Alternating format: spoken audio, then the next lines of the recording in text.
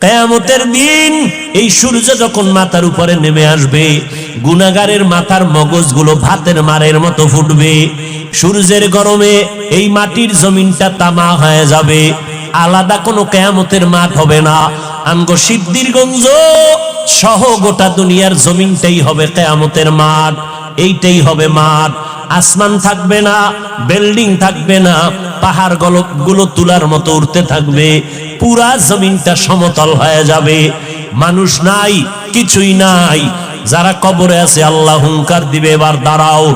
আল্লাহ পাক ইসরাফিলের সিংহায় ফুৎকার দেওয়া মাত্র রুহু আসবে লাশের মধ্যে। এরপরে সব কবর থেকে জমিনের উপরে দাঁড়াইবে। আল্লাহর আদালত বা বিচারালয় হবে সিরিয়ার জমিন, বর্তমান সিরিয়া। ওখানে আল্লাহর বিচারালয় হবে। সব জমিনের মানুষগুলো উঠাইয়া আল্লাহ ফেরেশতার মাধ্যমে সেখানে নিয়ে যাবেন। আল্লাহ ওখানে নিয়ে বিচার কার্য শুরু করবেন। জহুর থেকে ফজর, এই ফজর আর জহুরের মাঝখানে যেই সময়, এতটুকু সময় মাত্র বিচারের সময় লাগবে। এই সময়ের মধ্যে বিচার কমপ্লিট হয়ে যাবে। আমগো সিদ্ধিরগঞ্জ থানার ভিতরে একটা মামলা 50 বছর হইরা রইল, এটা শেষ হয় না। 50 বছর মাঝে মাঝে হাতিয়া দিলে তাজা হয়, মামলা শেষ হয় না। রব্বুল আলামিন হাসরের ময়দানে কোটি কোটি কোটি সহস্র কোটি মানুষ, এদের বিচার কেমনে আধা বেলায় শেষ হবে? বলে বান্দা বুঝবি না, যেটা বান্দার যেটা ধারণার বাইরে বুঝা অসম্ভব, এই আমার মাওলার কুদরতের দ্বারা সব কিছুই সম্ভব। কাদের কুদরত দারি বার কামাল, আন্তা রব্বি আন্তা হাসবি জুল জালাল, তুহি কাদের জলিলুল্লাহ জাহাদার, বহর হালে তুহি মেরা নেগাহদার। ও আল্লাহর বান্দারা, আল্লাহ বলেন জাহান্নাম থেকে নিজেকে বাঁচাও। 2 নাম্বার দায়িত্ব তোমার আহালকে বাঁচাও। 3 নাম্বার দায়িত্ব তোমার প্রতিবেশীরে বাঁচাও। 4 নাম্বার দায়িত্ব তোমার সমাজের লোক বাঁচাও। 5 নাম্বারে যদি সময় পাও উম্মত নিয়ে চিন্তা করো। উম্মতের সিরিয়াল 5, সমাজের চিন্তা করবা সিরিয়াল 4, ঘরের পাশের লোকের চিন্তা করবা সিরিয়াল 3, নিজের মাইয়া বলা স্ত্রীর চিন্তা করবা সিরিয়াল 2। 1 নাম্বার সিরিয়াল, নিজে আগে জাহান্নাম থেকে বাঁচো। জাহান্নাম থেকে বাঁচার মানি গুনাহ থেকে নিজেরে বাঁচাও, কারণ গুনাহগারের পরিণাম ফল হলো জাহান্নাম। ও এলাকার মুসলমানেরা, স্বামী আর স্ত্রী এক জায়গায় ঘুমায়, হঠাৎ একদিন তাকায়া দেখে স্ত্রী বালিশে মাথা লাগাইয়া গুনগুন গুনগুন করে কান্না করে। আব্বা জান জিজ্ঞাসা করে, বিবি কাঁদো কেন? কয় তোমার ঘুম, তুমি ঘুমা, আমি মনের দুঃখে কাঁদি। বলে কি দুঃখ? তোমার জানার দরকার নাই। মা চায় বাবায় জানো, না জানে তো বাবাও দুঃখ পাবে। স্বামী বেচারা কয়, না বলো তুমি কেন কাঁদো? আমার মনে বড় কষ্ট লাগতেছে। কেন কাঁদো বলো? মা চোখের পানি ছেড়ে কয়, স্বামী আমার সন্তানের জন্য আমি জীবনটা বিলায় দিলাম। আজকের 7টা দিন হয়ে গেছে সন্তান আমারে মা বলিয়া ডাক দেয় না। আমি পাগলের মতো হয়ে গেছি। বলে কেন ডাকে না? বলে সন্তান একটা অন্যায় করতেছিল, আমি একটু ধমক দিছি, সন্তান রাগ করে আর আমার সাথে কথা বলে না। ঘরে আইসা প্লেটটা নিয়ে খানা খাইয়া পেছনের দরজা দিয়ে চলে যায়, আমার দিকে তাকায় না। এবার বাবায় বলে, বিবি তুমি আরামে ঘুমাও, সন্তানের চিন্তায় ঘুম নষ্ট করিও না। আজকে না কালকে সন্তান বুঝতে পারলে তোমার কাছে আইসা মাপ চাবে। মা ডাক দিয়ে কয়, স্বামী আমার, তুমি আমারে যত বুঝাও, আমি যতবার খানার প্লেট নেই আমি খানা মুখে দিতে পারি না, তোমারে বুঝাইতে পারি না। আমার খানার থেকে ঘুমের থেকে সন্তানের মা ডাকে এত মজা। সন্তান যখন আম্মু বলিয়া ডাক দেয়, কলিজা ঠান্ডা হয়ে যায়। ও সন্তানেরা, ওই মা বাবা যারা কবরে রাইখা আজকে বাহাদুরি করো রে বাবা, ওই আল্লাহর বান্দি দ্বিতীয় তৃতীয় দিনও কষ্ট পাইয়া বিদায়। কিন্তু রাতের ঘুম নাই, মনের মধ্যে বড় কষ্ট। নবীজি সাহাবায়ে কেরামদের সামনে ঘটনা বলেন আর কাঁদতেছেন। সাহাবায়ে কেরামরাও কান্নার আওয়াজ। মায়ার নবী বলেন, ও সাহাবায়ে কেরাম, ওই মা তৃতীয় দিন আবার চলে গেল পাহাড়ের কিনারায়, যাইয়া ডাক দিছে, বাবা একবার না দুইবার না, তৃতীয়বারের মতো আমি তোমার দরজায় এসে গেলাম, একটু পাহাড় থেকে নাইমা সারা দাও। আজও সন্তান নামাজে দাঁড়ানো, আল্লাহর মহব্বতে আর মায়ের ডাকে সারা দেয় না। 2 দিন মা কষ্ট পাইয়া কিছু বলে নাই, চলে গেছে। আজকে কষ্ট পাইয়া আর নিজের কন্ট্রোল করতে পারে না, আসমানের দিকে তাকাইয়া একটা কথা বলিয়েই ফেলছে। আসমানের দিকে তাকাইয়া বলে, ও আসমানের মালিক, এমন সন্তান দিয়ে কি হবে আমার, যেই সন্তান আমার 3 দিনের কষ্ট বুঝলো না রে আল্লাহ। আমার মনটারে মানাইতে পারি না, ওর তো একদিন মরণ হবে। তবে আমার একটা দাবি, ওরে তুমি জেনাকারিনী মহিলার চেহারা না দেখাইয়া মরণ দিবা না। কঠিন এক কথা আসমানে লাগায় দিলেন, আসমানে কবুল হয়ে গেছে। মা বাবার দোয়া, বড়দোয়ার মাঝখানে কোনো পর্দা থাকে না, আর সে আজিমে ডাইরেক্ট চলে যায়। এই যুবক, জিরি মাদ্রাসায় বলে আসছি, আল্লাহর কসম করে বলে গেলাম, কুতুবদিয়ার মুসলমান, কসমের কথা বিশ্বাস না করলে তোমার ঈমান দুর্বল। আল্লাহর কসম, ওয়াল্লাহি বিল্লাহি তাল্লাহি, 3 বার কসম করে বলে গেলাম।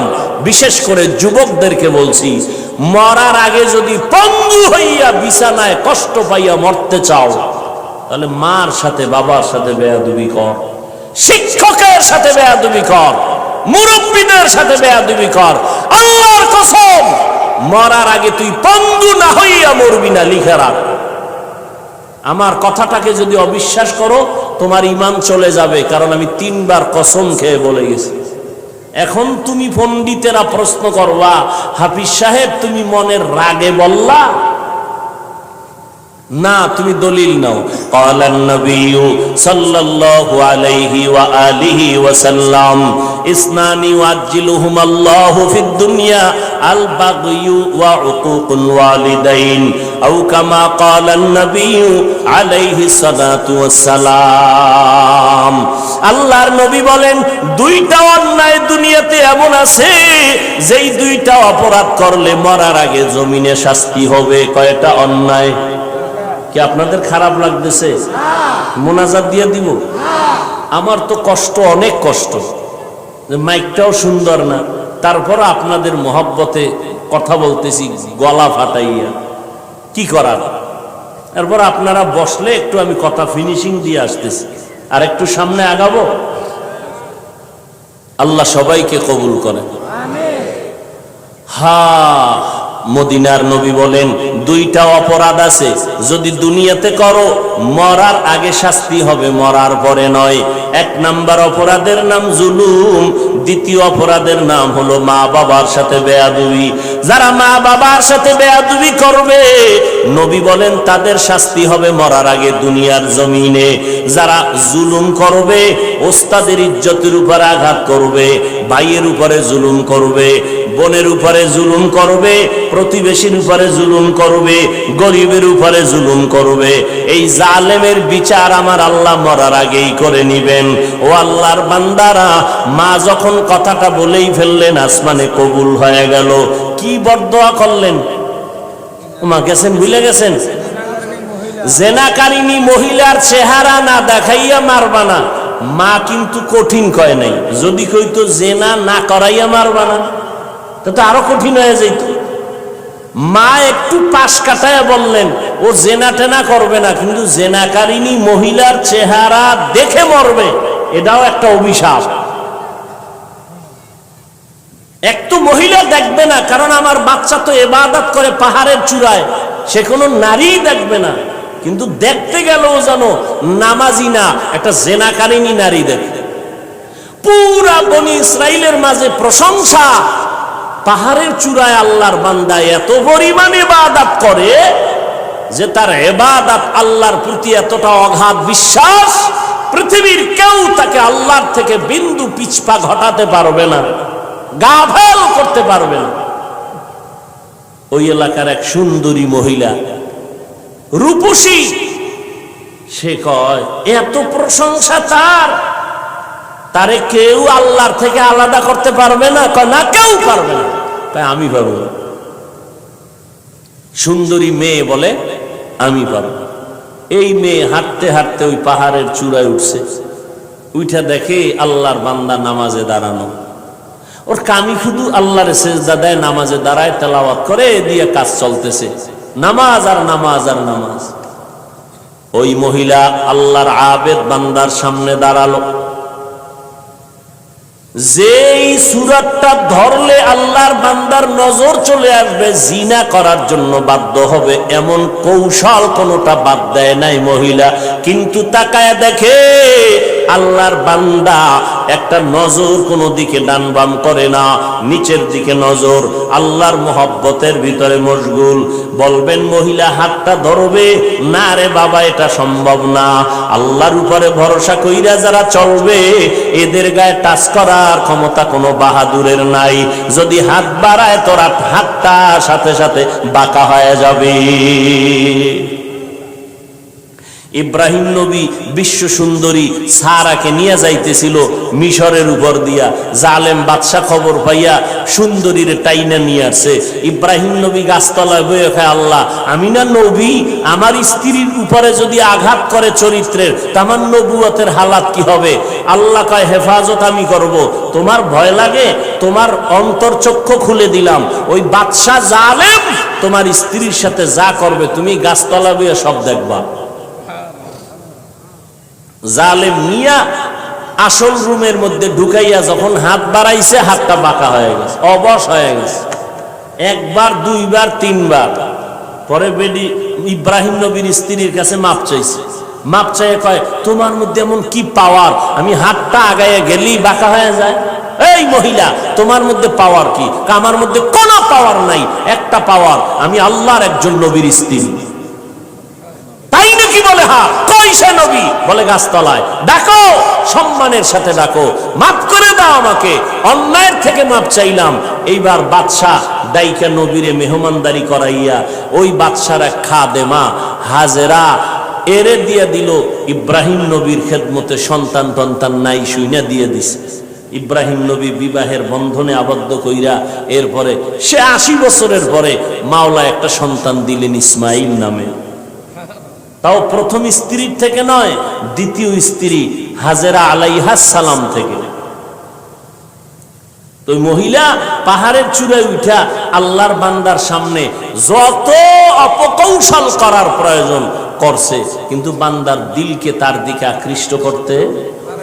এই যুবক, বুঝো কিছু, তুমিও মুসলমান, আর তোমার মন আকৃষ্ট করবে কিভাবে? তুমি আকৃষ্ট আর একজনকে করতেছ। একজনকে করলে তো যে হ্যাঁ একবারই মাইয়ার মন আকৃষ্ট করে বিয়ে করে জীবন চালায়। তুমি করতে করতে 10টা মাইয়ার জীবনের উপরে আক্রমণ করেছ। এর ঝাল আল্লাহ দুনিয়ায় মিটাবে, মরার পরে না। জুলুম করেছ নারীর ইজ্জতের উপরে, বিচার হবে মরার আগে, রসুলের হাদিস। মহিলা এবার সার্থক না ব্যর্থ? দেখছেন নি আপনারা এরকম বেউস? পাহাড়ের চূড়ায় মহিলা কি সার্থক না ব্যর্থ? সার্থক।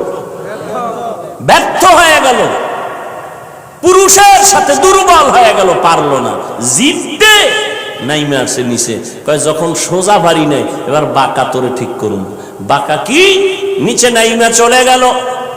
ওই পাহাড়ের পাশে একটা বিশাল খোলা ময়দান, ময়দানের ভিতরে একটা রাখাল বকরি চড়ায়।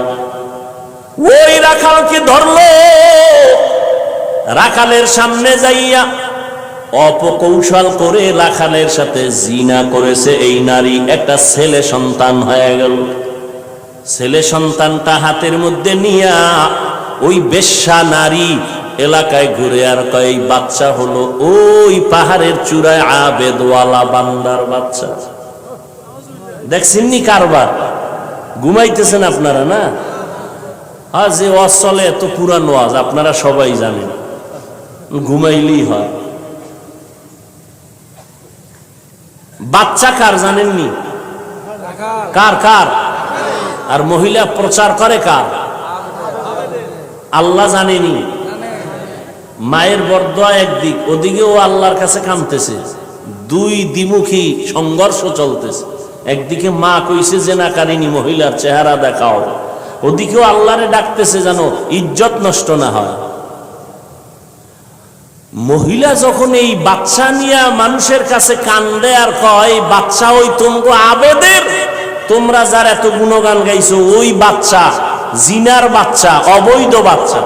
মানুষ সব শুই না, যারে এত কলিজা দিয়া ভালোবাসি তার অবস্থা এই, লাঠি টাঠি নিয়া এবার পাহাড়ে উঠা, আরে ফিডা খানকা টানকা সব ভেঙ্গে যখন আল্লাহর বান্দার উপরে আঘাত শুরু করেছে, বান্দা বলে তোরা আমার গায়ে হাত দাও কেন? বলে এই খবর। তাই নাকি? বলে হ্যাঁ, আল্লাহর জাতের কসম আমার দ্বারা এমন কোন অপরাধ হয় নাই। কে বলেছে? আমগো এলাকার সেই রূপসী নারী, তাকে ডাকো। এবার জেনাকারিনী মহিলাকে ডাকা হলো। জেনাকারিনী মহিলাকে ডাকার পর আল্লাহর বান্দা আবেদের সামনে জেনাকারিনী মহিলা দাঁড়ানো। মা কইছে আল্লাহ আমার সন্তানের জেনাকারিনীর চেহারা না দেখাইয়া মরণ দিও না। এই ঘটনা শুনে জেনাকারিনী মহিলা বাচ্চা নিয়ে হাজির। আল্লাহর বান্দা সিজদায় পড়ে কান্না করে কয় আল্লাহ তুমি আমারে মাফ করিয়া দাও, উম্মতের সামনে তুমি সত্যটারে জাহের করে দাও, সত্যটারে তুমি প্রকাশ করে দাও, ইজ্জতের হেফাজত করো। নামাজ পড়ে কান্নাকাটি করে দোয়া করে এইবার মহিলার সামনে দাঁড়াইল। মায়ের বরদোয়াটা এইবার কবুল হয়ে গেল। এইবার মহিলারে কয় তুই নাকি আমার বিরুদ্ধে বলেছো? কয় হ্যাঁ। কি বলছো? কয় বাচ্চা তোমার। কয় নাউযুবিল্লাহ, বাচ্চা আমার? বলে হ্যাঁ। দে বাচ্চা আমার কোলে দে। আল্লাহর বান্দা বাচ্চাটা কোলের মধ্যে নিয়া এরপর বাচ্চারে একটু হাত স্পর্শ করে কয় এই বাচ্চা তুই বল। বাচ্চা তো দুধের মাত্র বাচ্চা, কথা বলতে পারে না, বল তোর বাপকে। মুহূর্তের মধ্যে বাচ্চার জবান খুলে গেল। বাচ্চা বলে আমার বাপ হলো রাখাল। আমার বাপকে? মায়ের কোলে দুধের বাচ্চা কথা বলেছেন যেমন মারিয়াম আলাইহিস সালামের সন্তান ঈসা আলাইহিস সালাম। মায়ের কোলে দুধের বাচ্চা ঈসা নবী কথা বলেছেন শিশু অবস্থায়। ইউসুফ নবীরে যখন জুলাইখা আটকাইয়া দিছিল, স্বামীর সামনে জুলাইখার স্বামীর সামনে ইউসুফ দাঁড়ানো। যখনই এগুলো সব স্পষ্ট হলো, ইউসুফ নবী বলল আমার কোনো দোষ নেই, জুলাইখার দোষ, সাক্ষী দাও। ইউসুফ নবীর সামনে তখন এক মহিলা দুধের বাচ্চা নিয়ে দাঁড়ানো। ইউসুফ নবী বললেন আমি সত্যবাদী না জুলাইখা সত্যবাদী? দুধের বাচ্চা সাক্ষী দিবে। বাচ্চা কয় বাচ্চা কথা বলতে পারেনি। কয় প্রশ্ন করার দায়িত্ব তোমার, জবাব দেওয়ার দায়িত্ব এই বাচ্চা। যখন জিজ্ঞাইছে বাচ্চা কথা বলে দিছে, কোরআন শরীফের আয়াত। বাচ্চা ইউসুফ নবীকে নির্দোষ প্রমাণের জন্য একটা স্কেল দিয়ে দিছে। এরে কুতুবদিয়ার মুসলমান, আমার মাওলার কুদরত বড় কঠিন। মায়ের বরদোয়াটাও আল্লাহ কাজে লাগাইলেন, জেনাকারী নারীর চেহারা পর্যন্ত দেখায় দিলেন। আবার বাচ্চার মাধ্যমে আল্লাহর বান্দার ইজ্জতের হেফাজত করলেন। সত্যের উপরে যদি চলো রে বাবা, মা বাবার দোয়া নিয়ে যদি আগাইতে পারো, দুনিয়ার কোনো ভয় নাই, হালাল খাইয়া চলবা, আল্লাহ বিজয়ের মালা গলায় পরাইয়া দিবেন। কয়দিন আর দুনিয়ায় বাহাদুরি করবারে বাবা, আল্লাহ যদি সমুদ্রে একটু হুকুম করে একটু গরম হয়ে যা, রাতের ঘুমের মধ্যে 1 মিনিট লাগবে না। কুতুবদিয়ারে ধ্বংস করার জন্য 1 মিনিটও লাগবে না। আল্লাহ কয় বান্দা আমার স্মরণ কর, আমি আল্লাহর কাছে সাহায্য চাও। সাহায্য কেমনে চাইবা? ধৈর্য আর নামাজের মাধ্যমে সাহায্য প্রার্থনা করো। আজকে আমাদের ভেতরে ধৈর্যের বড় অভাব, নামাজের বড় অভাব। ও যুবকেরা, ও পর্দার আড়ালের আম্মা জানেরা, আজকে নামাজের এত বয়ান, এক বেলার নামাজ ছেড়ে দেওয়ার কোনো সুযোগ নাই। ও যুবক, এক বেলার নামাজ ছাড়ার কোনো কায়দা নাই, অথচ তুমি নামাজ পড়ো না রে বাবা। আজকে আমি তোমাকে কিন্তু এই কথা বলি নাই আমগো মতো হুজুর হইয়া যাও, পাঁচপল্লী মাথায় দাও একবারও বলি নাই, কওমি মাদ্রাসায় পড়ো তাও বলি নাই, স্কুলের লেখাপড়া বন্ধ করো তাও বলি নাই। বরং বাবা তুমি চাকরি করো, ব্যবসা করো, স্কুল কলেজে পড়ো, কোনো বাধা নাই। ওখানে থাইকা আল্লাহর হুকুম নবীর তরিকা মতো নামাজ পড়ো, মা বাবার দোয়া নিয়ে সামনে আগাও, ওলামায়ে কেরামের পরামর্শ নিয়ে চলো, নবীর সুন্নতের মালা গলায় লাগাও। খবরদার, কপাল পোড়া যদি হইয়াই থাকো তাহলে কিন্তু তোমার কপাল দুনিয়াতেও শেষ, আখিরাতেও শেষ। কিছু কপাল পোড়া এমন আছে, বুঝাইলে উল্টা আমারে বুঝানোর চেষ্টা করে। যদি কই ভাইজান টুপি কেন পরো না, ও তো বলা দরকার ভাই হুজুর টুপি মাথায় দেওয়া দরকার, নবীর সুন্নত, এটা তো কোনো পিসাবের সুন্নত না, নবীর তরিকা। হুজুর আমি পারি না, দোয়া করবেন, চেষ্টা করব। কিন্তু কিছু নেমক হারাম, বেপরোয়া আল্লাহর বান্দা, এদের জবাবটা এমন অহংকারী জবাব। কয় হুজুর টুপি মাথায় না দিলে অসুবিধা কি? টুপির মধ্যেই কি ইসলাম? দাড়ির মধ্যেই কি ইসলাম? পোশাকের মধ্যেই কি ইসলাম? এই রকম বেপরোয়া আল্লাহর বান্দা নবীর দুশমন আছে না নাই? টুপির মধ্যে ইসলাম নাই, দাড়ির মধ্যে নাই, পোশাকে নাই, পর্দায় নাই, হালালে নাই, তুই ইসলাম কই? সমুদ্রের তলদেশে। বিনয়ী হয়ে যাও রে বাবা, নিজের ছোট বানাইয়া চলো। কোন আলেম যদি বলে বাবা নামাজ কেন পড়ো না, তোমার জবাব থাকবে হুজুর নামাজ অবশ্যই পড়া দরকার, আমি চেষ্টা করি পারি না, একটু দোয়া কইরা দেন সামনের থেকে যেন নামাজ ধইরা ফালাইতে পারি। বিনয়ের সাথে দোয়া চাওয়ার চেষ্টা করো, অপরদিকে মা বাবার দোয়া নিয়ে আগাও। ও যুবক ভাই, আমি তোমারও সামনে উদাহরণ পেশ করি, সব জায়গায় বলি, তোমার মতো যুবক পাঁচ বেলার নামাজ পড়ে, এই জমিনের মধ্যে স্কুল কলেজে ভরিয়াও নামাজ পড়ে আছে না নাই? ভাইরা আমার, পাঁচ বেলার নামাজ পড়ে অভাব নাই।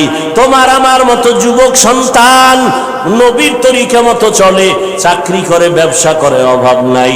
আল্লাহর মোহাব্বত নিয়া আল্লাহর কাছে তওবা করো, তওবার দরজা খোলা। মনে মনে বলো, হে আল্লাহ আর নামাজ ছাড়বো না, বেপরদায় চলবো না, মা বাবাকে কষ্ট দিব না, ওলামায়ে কেরামের পরামর্শ নিয়ে চলবো, নবীর তরিকায় চলবো, ওলামায়ে কেরামের পরামর্শ নিয়ে চলবো, নবীর সুন্নাত মেনে চলবো। আল্লাহর কাছে যদি তওবা করার নিয়ত হয়, খাঁটি তওবা করার নিয়ত যাদের আছে, দুটো হাত আমার আল্লাহকে দেখায়া দাও। আয় আল্লাহ আমাদের হাতগুলো কবুল করে নেন, তওবা কবুল করে নেন, তওবার উপরে মজবুত হইয়া চলার মতো তৌফিক দান করেন, আমিন।